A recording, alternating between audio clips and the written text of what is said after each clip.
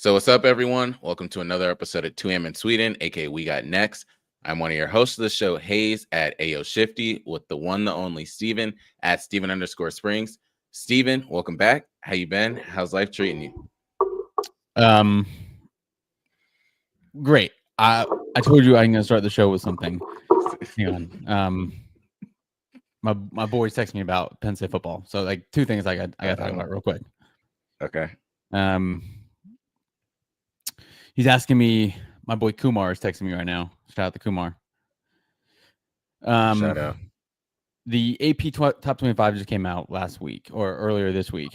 And Penn State is ranked number 2 in the country. I don't think people understand how significant I saw that. Yeah. Like it's one thing to be ranked, and we were so close. Texas got 25 first place votes. We got 23. Texas had 1,552 points. We got 1,547. And this is the closest it's been. Number one, the gap between number 1 and number 2, this is the closest it's been since 1998. So that tells you like where Texas and Penn State are. Ohio State was 3. Clemson was 4. Georgia was 5. Quick slants this week. I'll talk about that. But it's pretty awesome. I told you that if we were number 1 in the country, I'd probably lose my mind. But this is pretty damn close. Like number 2, like there's a big difference between like being number 1 and being number 5. Right? Big so difference. For people that don't understand, Steven, explain why you guys are number 2 in your opinion. Because we're one of the best teams, if not the best team in the country. We return 14 all Big Ten selections. We return one of, if not the best quarterbacks in the country, Drew Aller. We have the best running backs in the country. We have a very deep tight end room. We lost Tyler Warren, but we can go 5 deep at tight end. No one can say that. Wide receiver was not great last year. We had no catches by a wide receiver in the Orange Bowl against Notre Dame. That's a problem in today's college football. Not going to have that problem this year. We got 3 transfers. They've been in college a combined almost 2 decades. So like proven guys, Kyron Hudson from USC, Trevor Pena from Syracuse, and Devontae Ross from Troy. All guys are explosive, senior guys, been there, done that.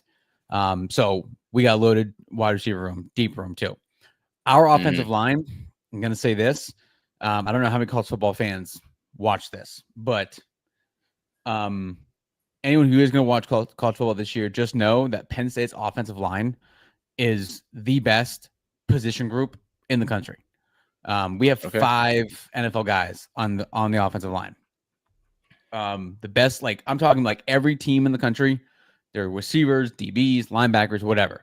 We have the best position group in the country in our starting offensive line. Probably go 6-7 deep. We have one of the best defenses in the country. Jim Knowles came over from Ohio State, national title winning D coordinator. We got All-Americans all over the field on defense. One of the best defensive players, 2 of the best defensive players in my mind in the country. Zane Durant, number 28, D tackle, and Tony Rojas, linebacker, number 13. And we have James Franklin is one of the better coaches in the country. People can say what they want. We have the best offensive coordinator, defense coordinator duo in the country as well. Andy Kolnicki, our offensive coordinator. Again, I just listed off our entire team. We have one of the best teams in the country. Yeah. Texas has Arch Manning. That's a big deal. We're going to see them, week 2. Yeah. That's going to be big. That was what I want to start the show with. I'm pumped that we're number 2 in the country. Like it's a big deal. That means a lot of people agree with everything I just said on why we can win a national title. It's all potential. Exactly. Like that's all. Yes. So like this Penn State potentially is one of the only teams in the country that can say like national title or bust type of season because we have so much talent. So having said that, I'm going to keep hijacking the show real quick. Context. Christian and I went to Ravens-Lions game, what, like 7 years ago? Yeah. It's been a while, right? Jay Hill has been retired for a minute, but Jay Hill got his tickets. My boy who played for the Lions, played for the Seahawks, and also played for the Lions. We were in M&T Bank Stadium. Anyone who's ever been to a Ravens game there knows what I'm talking about. That's a very high up stadium. We were at the top of the stadium, the top row. You could be. There's like a chain link fence that goes around the top of the stadium. And we were up That was against it. 2017 in December. Yeah, it was cold, bro. Yeah, we were up there. Yeah. We were up there. So for context, we've been in this situation before. I texted Chris this morning about the Texas game, which going to be here soon. I said, where are our seats at? And like, not that I care, I'm just happy to be there. Appreciative of the tickets. Shout out to Christian for this, but and shout out to Jay Hill for the other tickets. Shout out. Not that I care. Again, not that I care. But I'm curious. My man texted me, told us we're in section 103. Yeah. And I was like, damn, my man sprung for the premiums for Texas football. I look at the seating chart. It is not what you think it is. Section 103 is in the top, and our row, we are in the heavens. We're watching the game with like Hulk Hogan, bro. We're gonna be up there. Yeah. And it's gonna be hot. Like heat rises, we're gonna be cooked. Yep. Cooked, bro. Yep. I gotta figure out which way the sun's gonna where it's gonna be around top of us, but like see if there's any shade in our seats. Yeah. I was cracking up because I wanted to get your reaction, because I think you knew what my reaction was going to be. Because you knew I was going to do my research and look it up.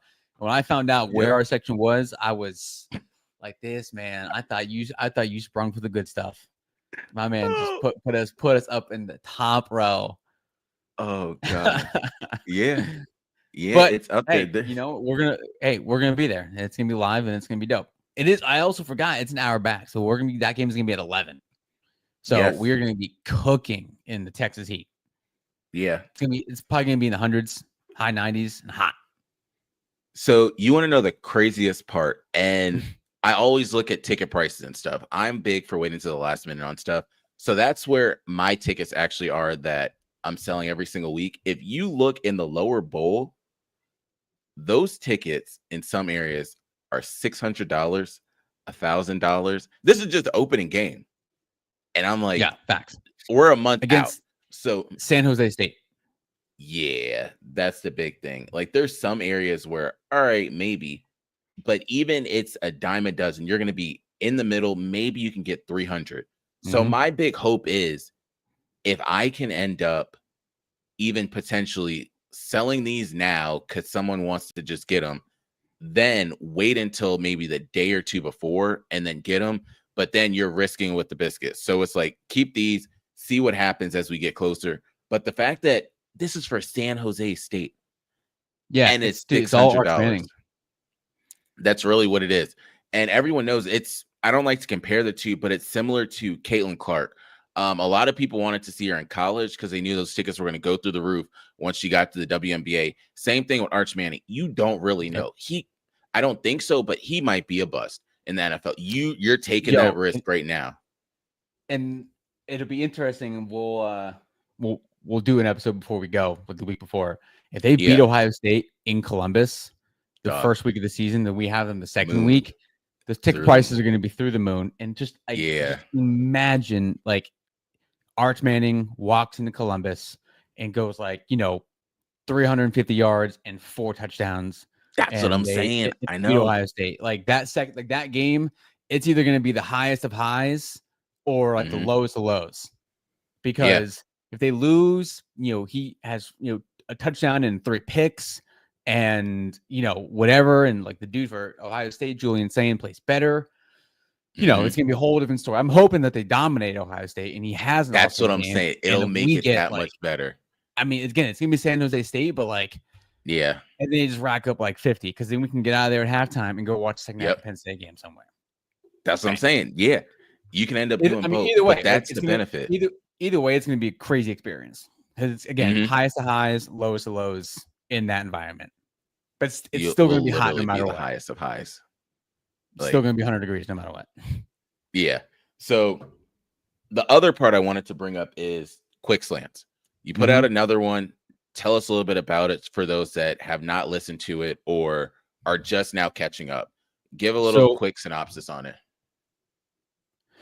So last week was actually a position group breakdown, and as I just did. And then this week, Bridging the Gap, gonna have Jay Hill on next week and get some questions answered. This is the second week of practice. So give him this week and most of next week to go through practice, see what's going on. There's already a lot of names generating some buzz. Again, like the attention that's on Penn State, like this is another thing. All the attention is going to be on Penn State because it's like James Franklin. He hasn't won the big game. But we have the team. Like this is his best chance ever so far. And it might be our best chance for a while because like these type of seasons don't come around often. We'll still be there. It's like that type of team, like at the end and whatnot, but like natty or bust, that doesn't happen often. Like maybe ever really for us.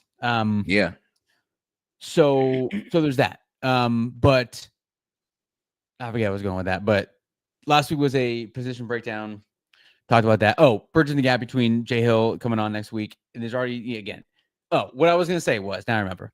The last time Penn State had this kind of buzz and this kind of attention was during the Jerry Sandusky scandal.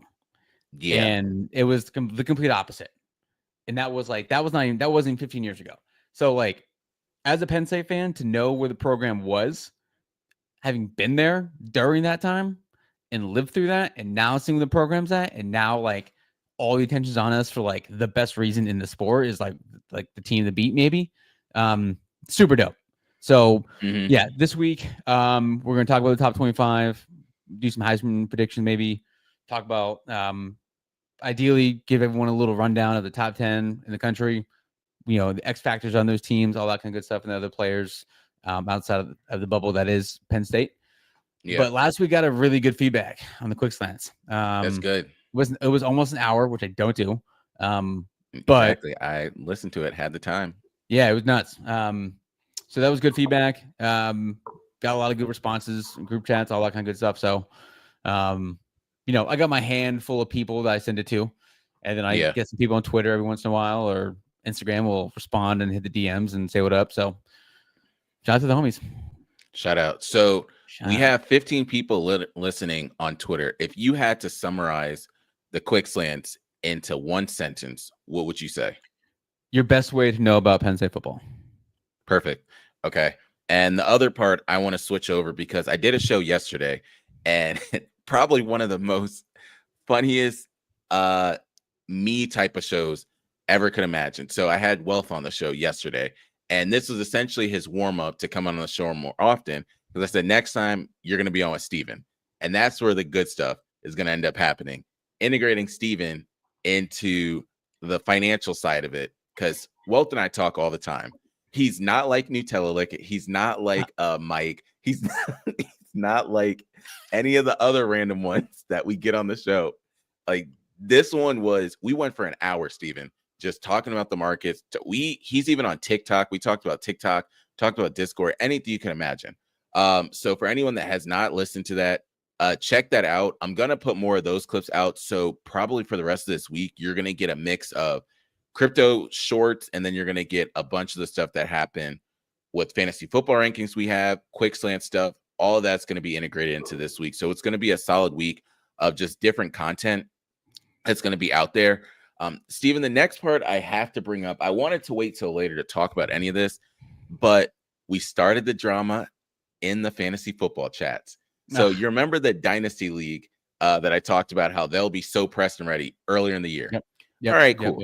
So last year, there were some wild ass trades that happened. This year, there was a trade and it kind of shook up everything. So the first one that happened, someone traded their 2026 fourth round pick and 2027 fourth round pick for Jay Cowing, number one. So people are like, why the hell did you just trade 2 fourth round picks? All right, cool. That created some buzz. The one that really got it was somebody traded Xavier Worthy, Najee Harris, Chris Olave, Geno Smith, Ramondre Stevenson, and a first round pick for Caleb Williams. And then that's when no. Someone traded all that for Caleb Williams. Wait, what did they wait? What was Xavier Worthy? Yeah. Geno Smith. Yeah. Najee Harris. Right. Ramondre Stevenson, Chris Olave, and a first round pick for Caleb Williams. So someone said, nah, I quit. Then after that, no one responded quick enough. So then he said, Mickey Mouse asked the league. And then someone said, trade was so crazy, but bro complains every time there's a trade, but sure. And then the commissioner of the league, who makes just as bad trades, so that's a really bad trade, guys. That one may need a vote. And so then the dude that said Mickey Mouse asked the league, he left the league. Like, didn't say anything else, just left the league. So they had to figure out someone else. So because he left the league, they were like, so you essentially traded 5 first-round picks for Caleb Williams. If you do values and stuff in Dynasty. On top of that, they did a vote. Too late now. But they were saying essentially massive overpaid. So right now, 8 people have voted. Can you guess which direction this went between pass or veto? Pass. Nope. 75% veto. Wow. 25% pass. And they were essentially, so the league's in shambles. Now, me personally, I just don't do any trades. I'm over here like, you let that trade go. You haven't even brought up, I don't want to use the gambling of this, but you essentially have not brought up the financial component of this. So we got 2-3 weeks before the season starts, but that's the starting of the drama that ended up happening there. Other part I wanted to get into, because we talked about that, is we bring up a lot of times only in sports on this show. And I've been paying attention a lot recently to some of these suspensions. Adam Schefter is reporting that potentially Rashee Rice can get a 6-game suspension. It's not confirmed yet, but can get a 6-game suspension on the minimum side. But he's going to be allowed to essentially put in for, how do we put this? This shouldn't have happened. So my only in sports is, how do you end up essentially getting a suspension and then saying, hey, I want to end up vetoing or saying, no, I don't deserve a suspension? Okay. And why? Remind people what he did. So Rashee Rice was essentially being too fast, too furious on the highway with, I personally think, one of his buddies. They both were on the highway, speeding, accident, essentially hit and run. He got out the car, walked the other way on the highway with like 2 or 3 other dudes, and just left the scene, left the car, left everything. They end up finding out he was a part of it. Me personally, I think either drugs or alcohol were involved, but that's your one way of, let me just piece out the scene so they can't catch me on that. Then they have to find me in another way. Did not get suspended last year, but karma did come for him because he got injured. That's really how it always happens, those random different things. But that's the main thing of what happened. He didn't really play fully last year.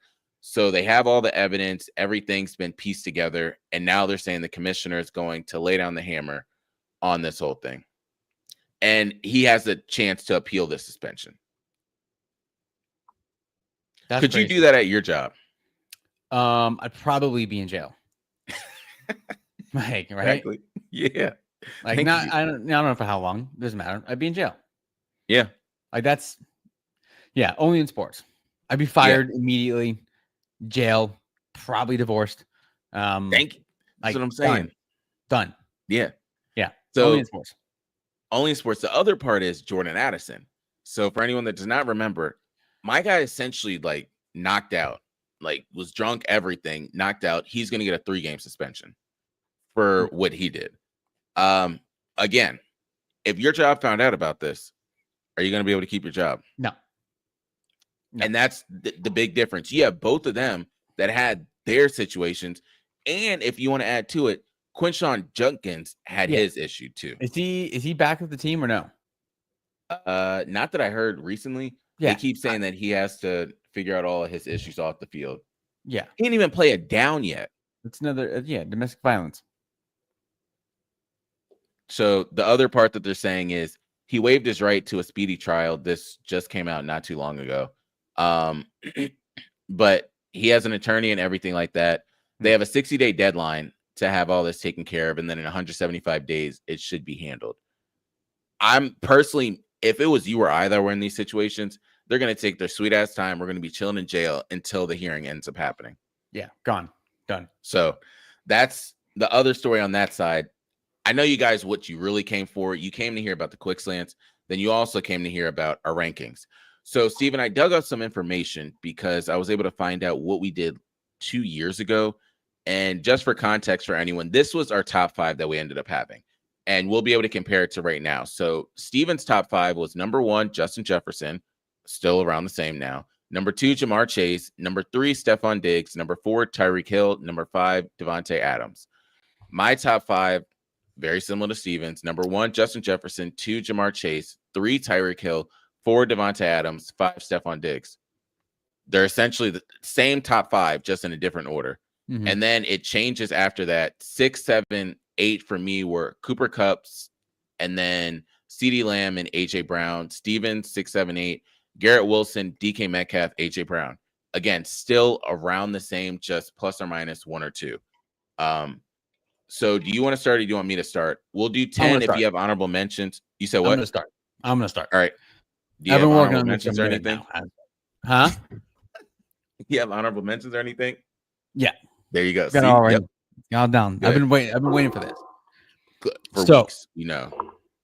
This one I went back and forth on for a long time. Because there's a lot of new quarterbacks, teams, all that stuff, new systems that guys gotta learn. Yeah. All those things.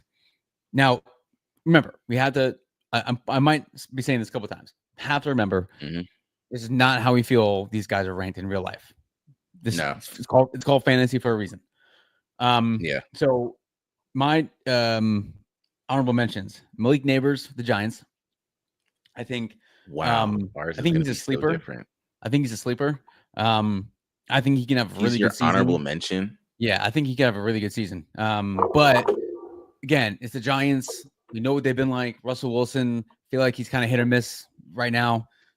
He was with the Steelers, but I think they're probably gonna let him rip it. So I think Neighbors could be there. DJ Moore, I don't know. I just feel like he every year there's like a random guy that pops up and like he's good, but like you haven't seen it quite yet, and he just takes off one year. DJ Moore could be that guy. I know they have Rome Odunze. Caleb Williams hasn't looked great. We all know what that team's like, but nonetheless, Jalen Waddle again. Tyreek Hill's there. Tua's got CTE. You never know. Cooper Kupp could be top 5, but are these still honorable mentions? Yes. Okay. But I think Jackson Smith-Njigba is going to be the guy in Seattle. Cooper Kupp's a year older. They have a new quarterback situation. Sam Darnold is there, but like still new quarterback. And then my last honorable mention, I actually got 2 more. Last one is Emeka Egbuka. I think Emeka Egbuka can be the best receiver in the league. I've been saying it for a while that he's probably I think he's probably one of the better receivers come out of Ohio State, and that's a long list. But he's been getting a lot of praise. He got a lot of praise in Baker Mayfield. Mike Evans is older. Chris Godwin's been kind of banged up recently, so I think he could be a real pickup for them. And he could probably he might be top 5 on this list in a couple years. My last one is Garrett Wilson. Honorable mention. Yeah, don't know what that's going to be like. We all know what kind of player he is. I mean, when he's on, he's a top 5 receiver probably, but you don't know what that quarterback situation is going to be like. And it's Jets. Number 10. Number 10. This is when things get weird. Number 10, I got Justin Jefferson. Really? Number 10. Okay. We all know he is the second best or the best wide receiver in the league. But their quarterback situation, bro, is dog shit. Shit, you don't know. Dog shit, bro. You're telling me that the Vikings starting quarterback is going to be JJ McCarthy? They have a lot of hope in him. I don't know why. That's all. No, I don't know what. He's trash. He's not going to be a good. No, it's not going to happen. I know Justin Jefferson is, again, elite, but like, no. Who's the backup, you ask? Sam Howell. No thanks. Third string guy, Brett Ripon. And then fourth string, Max Brosmer. Those are 2 made up names. Those are not real NFL players. That tells you, like, that's why. But Justin Jefferson can they're going to force him the ball. Addison's suspended. They have Aaron Jones is very solid, but they're going to force him the ball. Number 9, I got Jackson Smith-Njigba. Again, new quarterback situation, but I think he's going to get a ton of targets. I don't think it's going to be like a split or anywhere close between him and Cooper Kupp. I think he's going to get a bunch of targets, as he should. Number 8, Devontae Smith. I think, and just for reference, I have AJ Brown at 6. I think they're like Wow. this is gonna when they start to cross paths, and I think Okay. Devontae Smith, a couple years, is going to be up there, and AJ Brown is going to start sliding down. Age, experience, but I think Devontae Smith can be better than AJ Brown as well. Uh-huh. Number 7, CeeDee Lamb. Again, big what if, big what if, dude. He's top 3 receiver in the league probably when he's on. But George Pickens, if his head's on straight, dude, that's gonna be a problem. Like for like everybody else, but also gonna be a problem for fantasy owners of CeeDee Lamb because he's not gonna get that many touches. I don't think they're going to force him the ball because they're not going to need to, especially if George Pickens is thriving. Number 6, I got AJ Brown. I mentioned. Number 5, Marvin Harrison Jr. This is the complete wild card. This is the biggest wild card of the bunch. I think no one knows about him because he plays for the Cardinals, and like the Cardinals haven't been good. And Kyler Murray's been injured. It hasn't worked out because of that. But again, this is one of those seasons like Kyler Murray can easily throw for 4,200 yards and Marvin Harrison Jr. can get 1,600 yards and like 18 touchdowns for sure. So I think he's obviously we know what kind of talent he is, but they got to put together. But if they do, they got Trey McBride, but Marvin Harrison Jr. is different. So I think he could be there or he could not be on this list, and Kyler Murray can have a dog shit season. So there's that. 4, and if you go back and look at my quarterback list, none of this makes sense. No, it doesn't. It does not match up with my quarterbacks and where they are on this list. But anyway, number 4, I got DK Metcalf. But this matches though because I have Aaron Rodgers as my 4th best quarterback. So that's fair. So give me that. Again, that they're going all in on one season, and Aaron Rodgers is going to do everything he can to get DK Metcalf the ball. And okay, people have been asking me like about being a Steelers fan, like what I think about Rodgers. I don't. He can do whatever he wants. He can do any kind of retreats he wants, smoke whatever he wants, eat whatever. As long as he can take a 3 to 5 step drop back and launch it to DK Metcalf, I don't care. That's all that matters. It can be a huge dickhead. I don't care. Like whatever, dude. As long as you can throw bombs to DK Metcalf and he has like a Pro Bowl or All Pro season, sign me up, dude. Sign me up. Number 3, I got 2 guys, Puka Nacua and Devontae Adams. Smart. Devontae Adams, it's a new team, new system. He's one of the most intelligent players in the league. Actually, Aaron Rodgers just said that the other day. For him and Matthew Stafford, I think it's going to be an instant connection. And they're only going to. I mean, he's 32. He's getting up there. So I want to stop you there for a quick second because with Matthew Stafford being injured, do you have any concerns with who that backup is and what Devontae Adams has said about that backup? Who is their backup, by the way? Jimmy G. Oh, that's fine. Yeah, no, that's fine. He's I looking at that right now. I trust him. He's a pro. He's been around for a long time. McVay's a great head coach. Yeah, I mean he's not Matthew Stafford, but like he's not trash. So that's fine. Puka Nacua though, like young guy. We all know what he can do. Like kind of came out of nowhere, but Devontae Adams is Devontae Adams. And if he's healthy, he's on. They're clicking.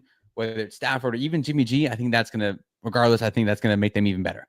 Number 2, I got Amon-Ra St. Brown. Okay, I didn't want to put him there, which is funny because if you look at my honorable mentions for quarterbacks, you'll find Jared Goff down there. Yeah, but he's gonna get the ball. They have talented guys. That's one of like the best teams in the league, obviously. But he's like taking that next step type of thing. If he takes that next step and like they start clicking with him, that can be a 1,700 yard season and like 15, 18 touchdowns. Or that could be like a one-hit wonder and he's done. I don't think it's gonna be that though. I didn't want to put him there, but I think just with the experience, I thought about putting DK Metcalf at the top, honestly, because I think if that hits, man, Rodgers and Metcalf, that can be such a good combo. Number 1, I got Jamar Chase. I know they got T. Higgins, but Joe Burrow can sling it, dude. I know their defense sucks, and like they're going to be on the field, but they're going to be on the field a ton. That offense all the time. Offense is going to be on the field all the time. Burrow can this could be like they could be 9-8, but like he can still have like 5,000 yards and Jamar. I know they have T. Higgins, but like those guys are starting to hit their really hit a stride, and that could be very solid this year, like an elite type of thing. that team's going to struggle, but they're going to need those guys to put up a lot of points too. Yeah. And if anyone's going to do it for that team, it's going to be those two guys. So if things go well for that duo, Ja'Marr Chase could break the record this year, and he can maybe have 2,000 yards, dude, and like 20 plus touchdowns. They have sure. to. Yeah. They're going to have to, because that defense sucks. Some shit. So, yes. I got Ja'Marr Chase, Amon-Ra St. Brown, Puka Nacua, Devontae Adams at 3, Metcalf at 4, Marvin Harrison Jr. at 5, AJ Brown at 6, CeeDee Lamb at 7, Devontae Smith at 8, Garrett Wilson, Jackson Smith-Njigba at 9, Justin Jefferson, unfortunately, at 10. I cannot wait to hear what yours is, because it's not going to be remotely close to mine. Listen, okay. So I was going through this, and I said, the only thing we have in common, I'm going to let everyone know now, I'll give you the stats later, Ja'Marr Chase. Nobody else on this list is like almost even remotely close as how it is. But it also just shows our thought process on how we view all of this, which is what I appreciate. Because my honorable mentions, I've brought this person up since damn near the dawn of time, and that's Ladd McConkey. I didn't put him yet in the top 10 because I don't know enough with the Los Angeles Chargers, what Herbert's going to do, what Harbaugh wants to even do with that offense. We saw it last year, and they tried to go with Quentin Johnson. Still didn't work. So it's going to have to be the Ladd McConkey show until some of the rookies end up showing. Another honorable mention, and it's just so weird right now for us to even bring him up in this way. I want to stop on him, Tyreek Hill. So we have legit seen the whole progression and regression of Tyreek Hill from the Kansas City Chief days to him going to Miami, from him doing stupid stuff over there on the field, to him getting arrested right before the game, only in sports, and then your agent was able to make sure you could play in the game, and then you end up scoring a touchdown in that game, and then you end up doing a touchdown celebration dance to reenact what you just had happen to you before the game. So insane how that happened. But I was listening to some talk shows in the past couple of days. They really think that this year and next year are going to start to lead to the regression of what happens with Tyreek Hill. Other part that I want to bring up, and I'll pause here because he just retired from being on this team, Odell Beckham. Number one, do you think he's a Hall of Famer? Okay. So it's funny you mentioned that, because I was looking, someone was talking about Mike Evans not being a Hall of Famer, or not being a first ballot Hall of Famer. Insane. And I can't agree with that, but I can't disagree with that. When you look at someone like Mike Evans, his numbers are fantastic. But as I'm going to bring up right now, you look at Odell Beckham's numbers, like they're not. He was hurt, so I kind of give some credit to that. But his numbers are not great, dude. Dude, he made most of his notoriety off of one catch, not even a full hand help him make that catch. So, okay, he was really heading towards, and I'm probably someone's gonna come at me for saying that, but like he had 8,000 yards receiving and 59 touchdowns, right? Yeah. Never led the league in receiving. He had 4 healthy seasons. He started off with 1,300 yards, 1,400 yards, 1,300 yards, 12 touchdowns, 13 touchdowns, 10 touchdowns, and he got hurt. Man, he was really heading towards like being that dude. Yeah. Like being that guy. But then he fell off, got hurt. So his numbers aren't what they probably could have been. So no, I don't think he's a Hall of Famer. But I think like Mike Evans is more of a Hall of Famer. Play every game that rookie year that he did all of this. Huh? He didn't even play every game in that rookie year. He had played in 12 games, averaged 108 yards a game, and he had 12 touchdowns. Do you know how crazy that is? Yeah. Like you had that, and then you topped off that the next year with 1,400 and 13 touchdowns. Then that's just crazy what he did. And then to see him retire, but people went for his name, because after those first 3 years, what did he do? He never had a 10+ touchdown year after that. He had 2,000-yard years, one in New York, another one in New York, and then he had another one in Cleveland. It just went downhill. He even had 0 touchdowns that year in 2021 with Cleveland, came back, made his name on the Rams in the Super Bowl, helped them, then got injured. Mike Evans has had 1,000 yards in every season, and he's played 11 seasons. Yeah. He's got 12,684 yards. He's active leader in touchdowns with 105. He's never made an All-Pro. He's never been All-Pro first team. He's made 2 All-Pro teams, but never been first team. Yeah. He does have 6-time Pro Bowler. He's just been so consistent, and that's why they love him down there. But I don't. I wanted Hall to Famer, maybe. I know. All right. Anyway, back to your list. And I'm glad that you brought up Mike Evans, because another honorable mention I have is Mike Evans because of the consistency. So I have Ladd McConkey, Tyreek Hill, Mike Evans, and this is where it starts to get a little weird compared to Steven's list. I have Jackson Smith and Jigba as an honorable mention, and then Devontae Adams as an honorable mention. Now going into the top 10, and the same way Steven does have some who knows, it can be boom or bust. Number 10, Drake London. So my big reason for having Drake London up there is because he did have a great year last year. He did end up having 100 receptions, 1,200 receiving yards, and he did have only 9 touchdowns. It's not great compared to some of the other ones on the list, but he had solid numbers, and that was with who the hell knew what was going to be his quarterback at the time. Part of it was Kirk Cousins. The other part was Michael Penix Jr. They want to target him. I'm not going to bring up the tight end, who essentially is like Voldemort in the league now.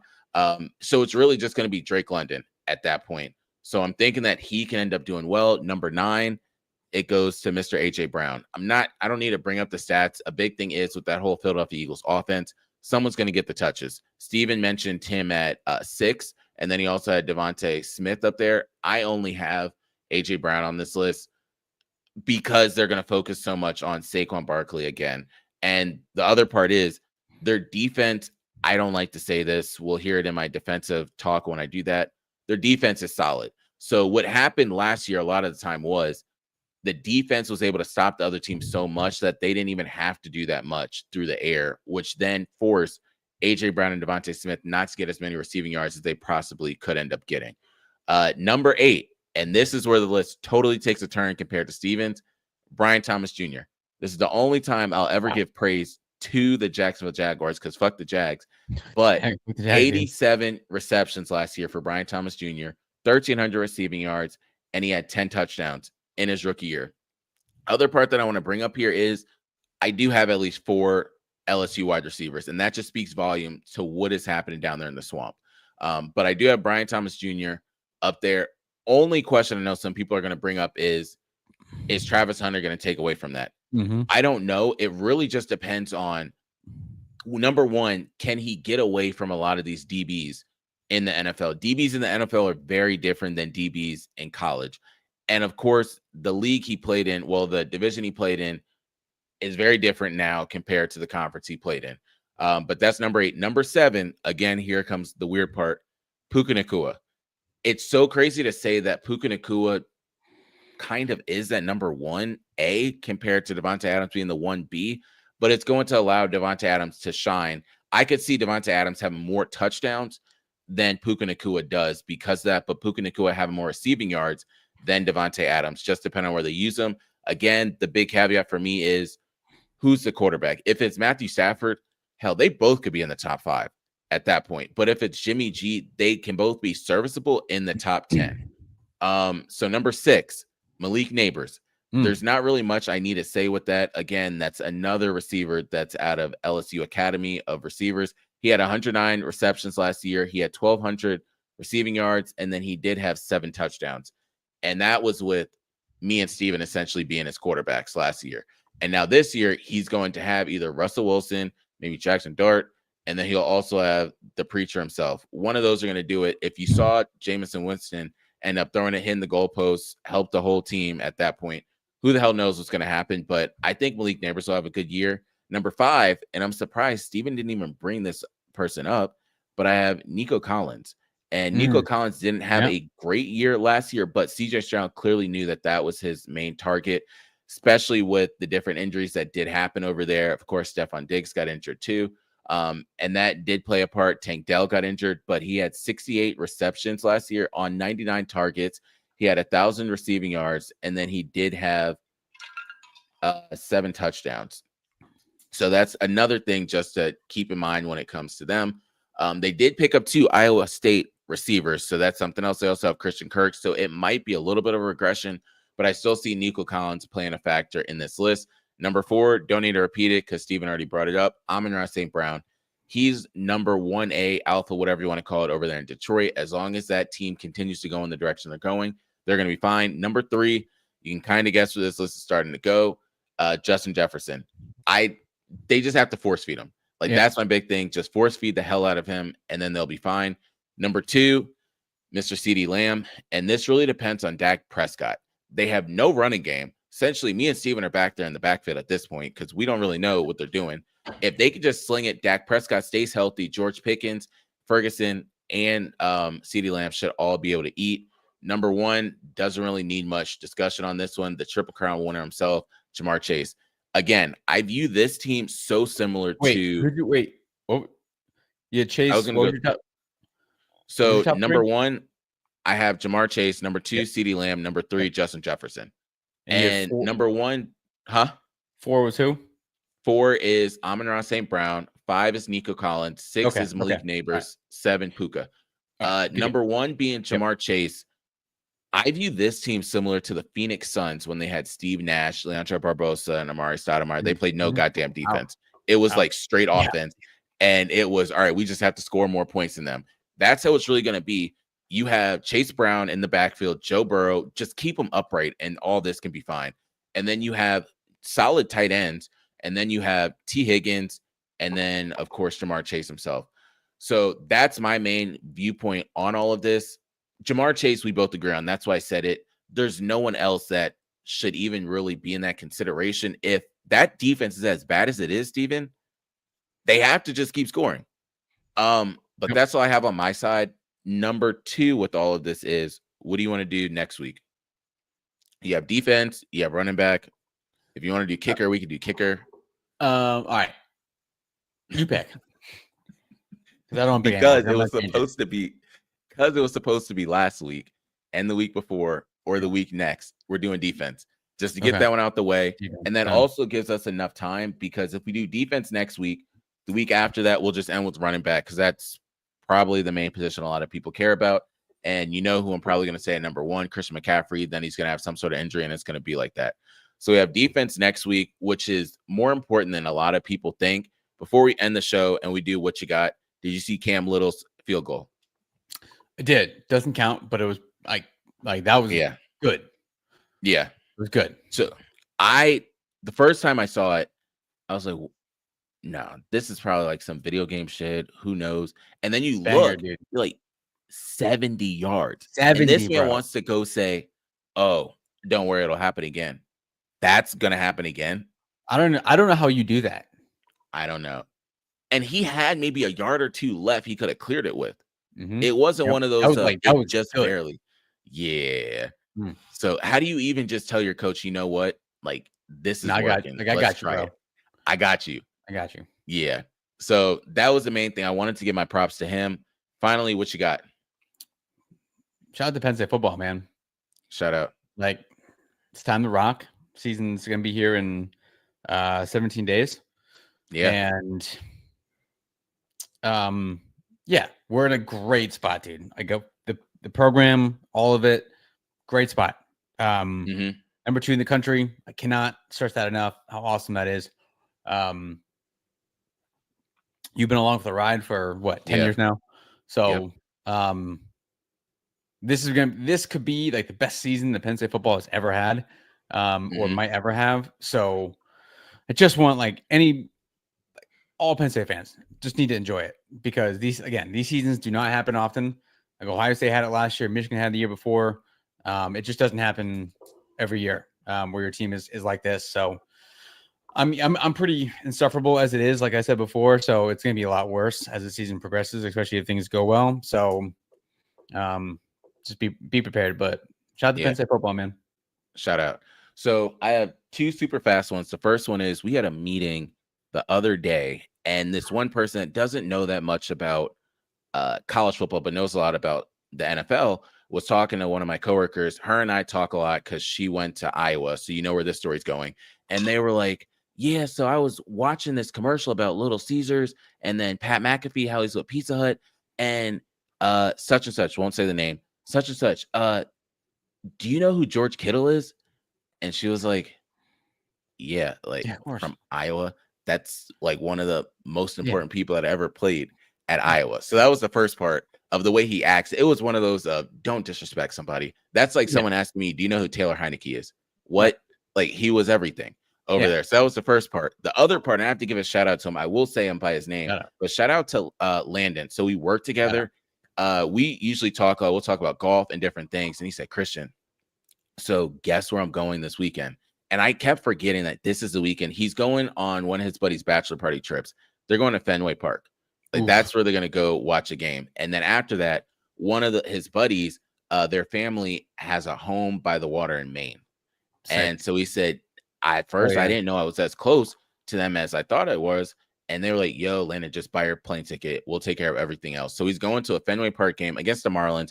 Nothing major. But I said, you going to Fenway Park is one of those big time places to go to. And then afterwards, you just get to chill in Maine by the water when it's not cold, when it's not snowing, win. So those are my two main ones that we have. Next week, we're going to do defense. Week after that, we're going to end up doing running back. The week after that, we're going to be talking about preparing for Texas Longhorns game. So until then, hook 'em. Hook 'em. We out.